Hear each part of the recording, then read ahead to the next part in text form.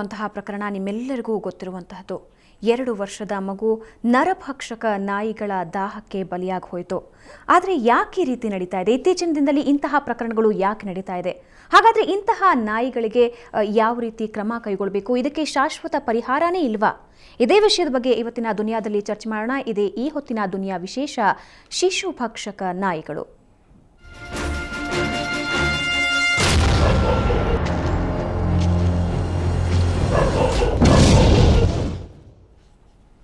Okay, ಇದರ ಬಗ್ಗೆ ಮಾತಾಡೋದಕ್ಕೆ ಡೆಪ್ಯೂಟಿ ಮೇಯರ್ ಆಗಿರುವಂತಹ ಹರೀಶ್ ಅವರು ನಮ್ಮ ಜೊತೆ ಇದ್ದಾರೆ. ಹಾಗೆ ಬಿಬಿಎಂಪಿ ಪ್ರತಿಪಕ್ಷ ನಾಯಕರಾದಂತಹ ಉದಯ್ ಶಂಕರ್ ಅವರು ಇದ್ದಾರೆ. ಹಾಗೆ ಪ್ರಾಣಿ ದಯಾ ಸಂಘದ ವಕೀಲರಾಗಿರುವಂತಹ ಶ್ರೀ ಎನ್ ರಾಮ್ ಇದ್ದಾರೆ.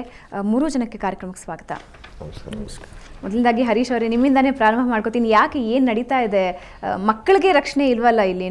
ನಾಯಿಗಳಿಂದಾನೇ ರಕ್ಷಣೆ ಇಲ್ಲ ಅಲ್ಲ. ನಿನ್ನೆ ನಡೆದಂಥ ಘಟನೆ ಅಲ್ಲಿ 6ನೇ ಡೆಲಿವರಿಗೆ ಆ ತಾಯಿ ಹೋಗ್ತಾಳೆ ನರ್ಸಿಂಗ್ ಹೋಮ್ಗೆ. ತಂದೆ ಕಂಠಪೂರ್ತ ಕುಡ್ದು ನಿನ್ನೆ ಸಂಜೆ 5 ಗಂಟೆ ಆದ್ರೂ ಪೊಲೀಸ್ ಸ್ಟೇಷನಲ್ಲಿ ವಿಚಾರಣೆ ಮಾಡೋಂಥ ಸಂದರ್ಭದಲ್ಲೂ ಆ ಮನುಷ್ಯನಿಗೆ ಇನ್ನೂ ಜ್ಞಾನ ಸರಿಯಾಗಿ ಬಂದಿರಲಿಲ್ಲ. ಒಂದು ಪುಟ್ಟ ಮಗುನ ಪಕ್ಕದಲ್ಲಿ ಮಲಗಿಸ್ಕೊಂಡು ಆ ಮಗುಗೆ ಸರಿಯಾಗಿರೋಂಥ ತಂದೆಯ ಅಜಾಗ್ರತೆಯಿಂದ ಆ ನಾಯಿಗಳು ನರ್ಸಿಂಗ್ ಹೋಮಲ್ಲಿ ಬಂದು ತೊಗೊಂಡೋಗಿರೋದಕ್ಕೆ ಯಾವುದೇ ಪುರಾವೆಗಳಿಲ್ಲ. ನನಗೆ ತಿಳಿದಂಗೆ ಆ ತಂದೆಯ ಅಜಾಗ್ರತೆಯಿಂದ ಕೆಲಸ ಆಗಿದೆ. ಆ ಮಗು ಆಚೆ ಹೋಗಿದೆ. ಆಚೆ ಹೋದ್ಮೇಲೆ ಅಲ್ಲಿ ಮೋಸ್ಟ್ಲಿ ಒಂದು 10 ನಾಯಿ ಇತ್ತು, 15 ನಾಯಿ ಇತ್ತು, ನಮಗೆ ಗೊತ್ತಿಲ್ಲ.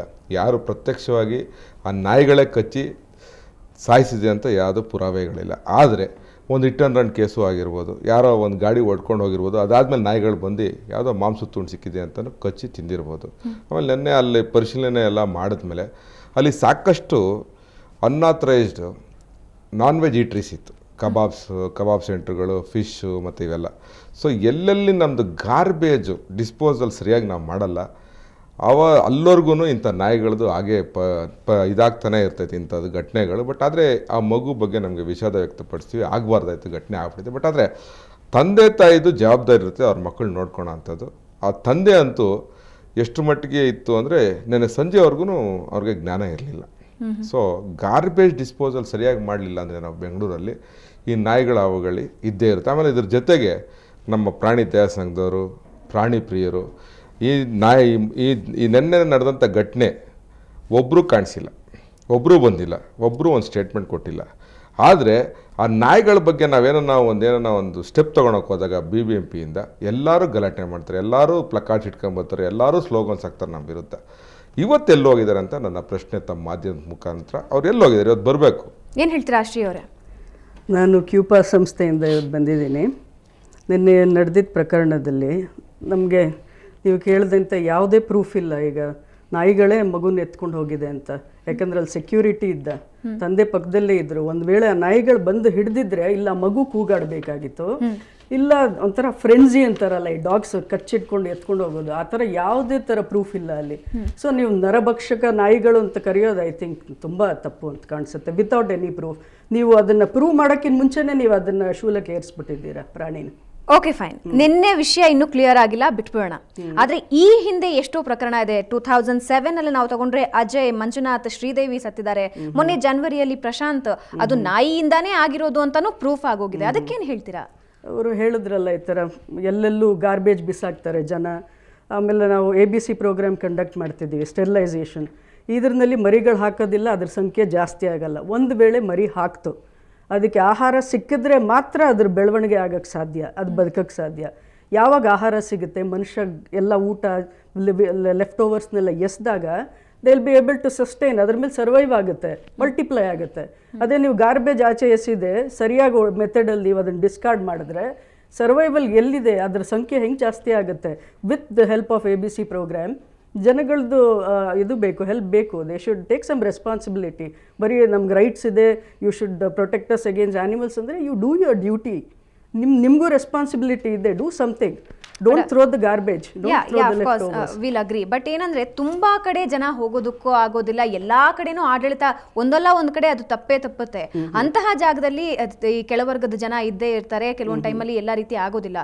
ಅಂತಹದ್ರಲ್ಲಿ ಈ ನಾಯಿಗಳು ಈ ರೀತಿ ಅಟ್ಯಾಕ್ ಮಾಡ್ತಿರ್ತವೆ. ಆವಾಗ್ಲೂ ಜವಾಬ್ದಾರಿ ಎಲ್ಲೋ ತಪ್ಪಿರಬಹುದು. ಬಟ್ ಈ ರೀತಿ ಪ್ರಾಣ ಕಳ್ಕೊಳ್ಳೋದು ಎಷ್ಟರ ಮಟ್ಟಿಗೆ ಸರಿ ಅಂತೀರಾ?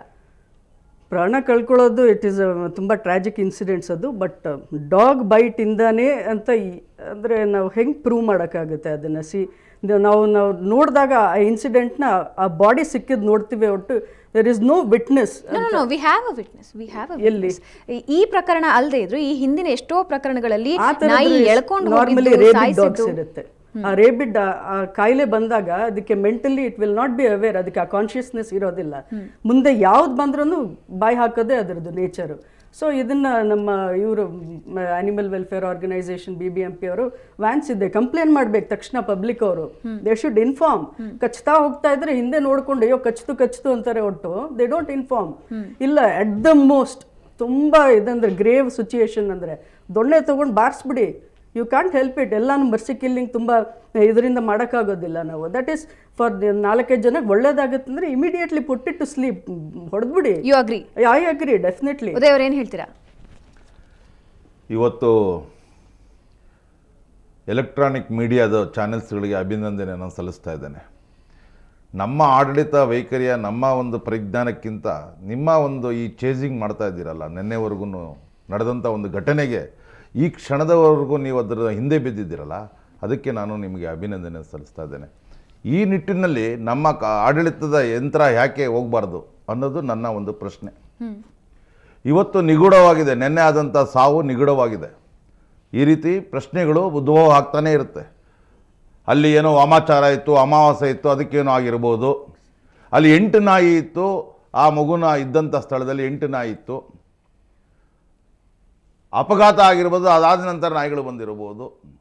ಆದರೆ ಈ ನಾಯಿ ಎಳ್ಕೊಂಡು ಹೋಗಿರೋಂಥ ಸ್ಥಳ ಅದು ಜಾರೆ ಇದರದ್ದು ಮಾರ್ಕ್ ಇದೆ, ಬ್ಲಡ್ಡಲ್ಲಿ ಡ್ರಾಪ್ಸ್ ಆಗಿರೋವಂಥದ್ದು ತಮ್ಮ ಮೀಡಿಯಾಗಳ ಮುಖಾಂತರ ತೋರಿಸಿದ್ದೀರ.